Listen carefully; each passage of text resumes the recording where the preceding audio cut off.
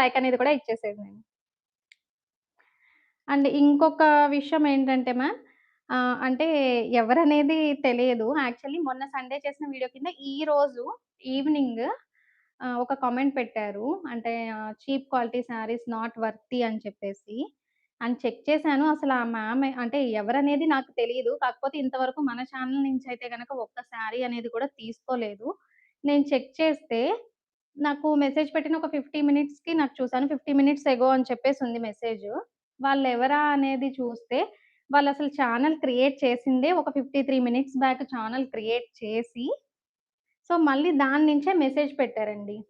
So, please అండి ఇలా చిన్న బిజినెస్ చేసుకునే వాళ్ళని మీరసలు తీసుకోకుండా అలా ఫేక్‌గా అప్పటికప్పుడు ఛానెల్ మరీ ఒక యూట్యూబ్ మళ్ళీ క్రియేట్ చేసుకొని, దాని నుంచి మెసేజెస్ అయితే అలా చేయొద్దండి.